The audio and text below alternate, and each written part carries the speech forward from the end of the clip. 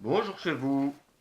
Alors aujourd'hui, un objet, on va passer du côté cuisine, hein, le cuit-vapeur spécial micro-ondes.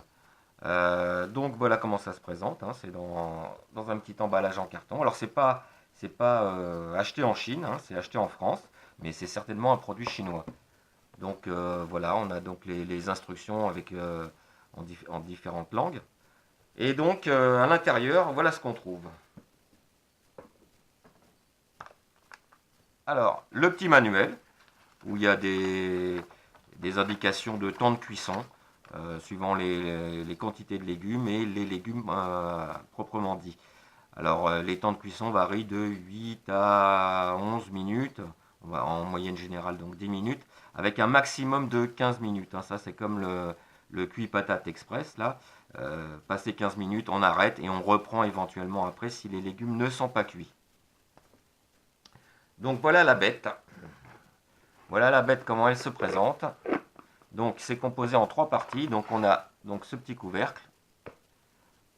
On a un premier réceptacle ici. Et le fond. Alors comment on fait? On remplit bien sûr le fond avec de l'eau. Alors on laisse, on va dire, 1 cm environ, un petit peu moins éventuellement. Donc on place cet objet ici, avec les légumes à l'intérieur. Les légumes coupés en morceaux, bien sûr, pour cuire plus vite. Et on remet la cloche dessus en s'assurant que les trous de ventilation sont au bon endroit de manière à laisser s'échapper la vapeur. Alors voilà. Alors les principaux défauts de ce cuit vapeur, ben, c'est qu'il n'y a pas de repère. Il n'y a pas de repère, on ne sait pas où est-ce qu'on est. Donc on est obligé de vérifier à chaque fois si les trous d'aération sont bien au bon endroit. Donc voilà, ça c'est un des défauts.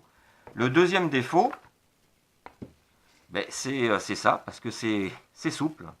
On voit bien, ça se tord un petit peu dans tous les sens. Donc ce qui fait, c'est que ce qui se passe, c'est que quand on remplit d'eau, ben, ça pèse et ça se déforme un petit peu. Alors lorsqu'on sort tout ça du micro-ondes, c'est un poil dangereux. Ensuite, les autres petits défauts, c'est que ben, ça se clipse pas tellement bien. Il faut vraiment bien mettre les choses ensemble, hein. Il n'y a pas de... Là, bon, là, ça rentre, mais voilà. Là, effectivement, il faut forcer un petit peu. Donc voilà, c'est les gros défauts. Le plastique est un petit peu cheap, quoi. Donc c'est pas extraordinaire. Au niveau de l'utilisation, par contre, c'est très bien. Ça cuit très très bien. Mais par contre, au niveau de la sécurité, moi, j'aurais voulu quand même quelque chose qui puisse se bloquer, se fermer, de manière à ce que si ça tombe, ben, qu'on ne s'éclabousse pas, surtout en sortant du micro-ondes, hein, bien sûr, parce que là, ça peut faire très très mal. Donc voilà ce petit objet.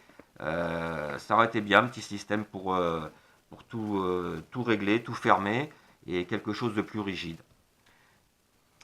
Alors concernant le prix de ce cuit vapeur express, on va le trouver en France à plusieurs endroits, particulièrement dans la chaîne de magasins Action. Alors, je ne sais pas si vous connaissez cette chaîne de magasins. C'est un magasin où ils vendent un petit peu tous les petits gadgets, des petites choses à bas prix. Donc, ce cuit vapeur, j'ai dû le payer 2,60 €. Donc, voilà. C'est relativement une bonne affaire dans la mesure où c'est quand même quelque chose que moi j'utilise pas mal et qui est quand même sympa au niveau de la cuisson. Donc voilà. Alors on va le trouver aussi un petit peu plus cher par contre dans les magasins électrodépôts, hein. Je vous en ai déjà parlé de ces magasins-là.